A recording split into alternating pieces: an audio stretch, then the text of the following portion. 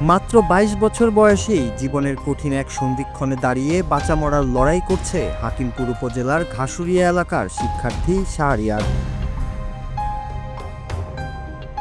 বাবা মায়ের একমাত্র সন্তান শাহরিয়ারের দুটো কিডনি বিকল হয়ে যায় প্রায় ৮ মাস আগে।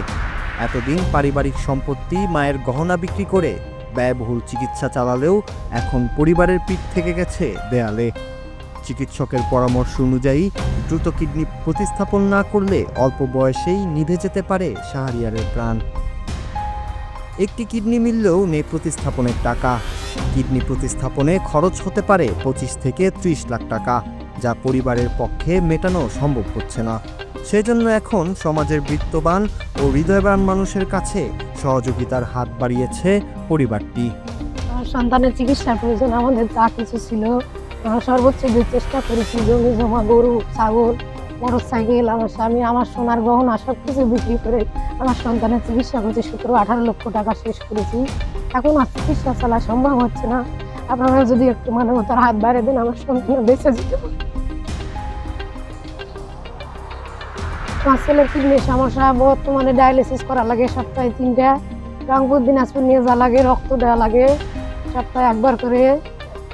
ঢাকায় ২বার করে নিয়ে গেলাম, রংপুর দিনাজপুরতে প্রায় যাওয়াই লাগে, ভারতে বেঙ্গালুরুতে নিয়ে গেলাম। সব জায়গাতেই একই কথাই বলে যে হয় ট্রান্সফার নয় ডায়ালিসিস করে চালানো লাগে। ডায়ালিসিস করতে অনেক টাকা প্রয়োজন।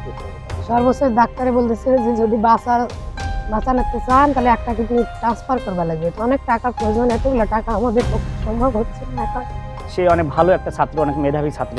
হঠাৎ এমন মরণ ব্যাধি তাকে আক্রান্ত করছে। তারা এখন খুব নিঃস্ব। তারা যে এক মুঠো খাবে এ ধরনের পজিশন নাই।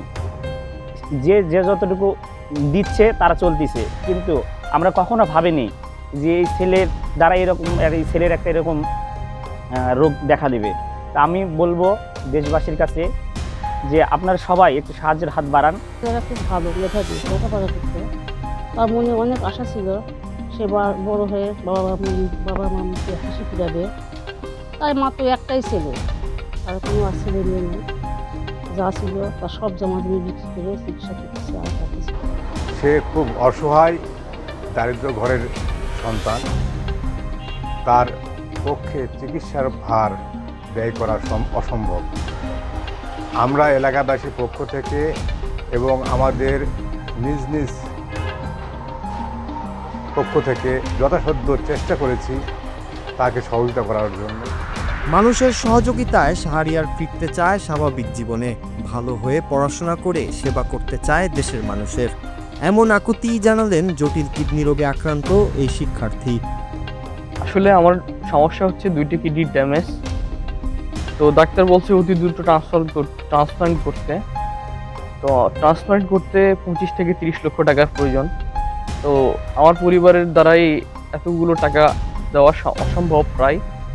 তো আমি বাঁচতে চাই,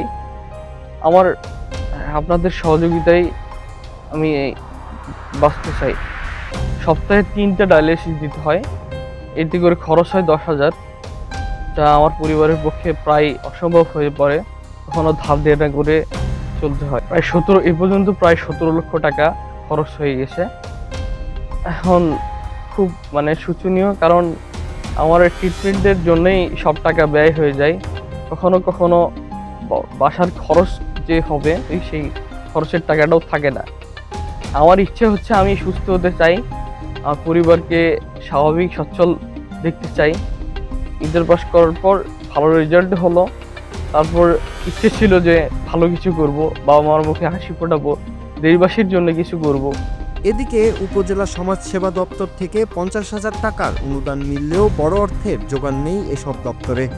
ভবিষ্যতে সরকারি সহায়তা আসলে তার পাশে দাঁড়ানোর আশ্বাস জানান উপজেলার এই কর্মকর্তা। আবেদন করেছিল এককালীন 50,000 টাকা পাওয়ার জন্য। আমরা আবেদনটা যথাযথ কর্তৃপক্ষ জেলা পর্যায়ে পাঠিয়েছিলাম।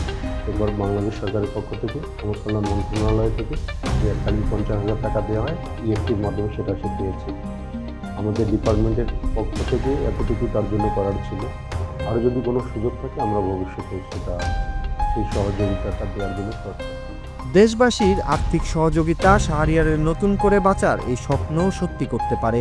তাই নিজ জায়গা থেকে সবাই এগিয়ে আসলে হয়তো বেঁচে থাকার সেই স্বপ্ন পূরণ করতে পারবে শাহরিয়ার এমনটাই মনে করেন সংশ্লিষ্টরা। Bangla TV news desk.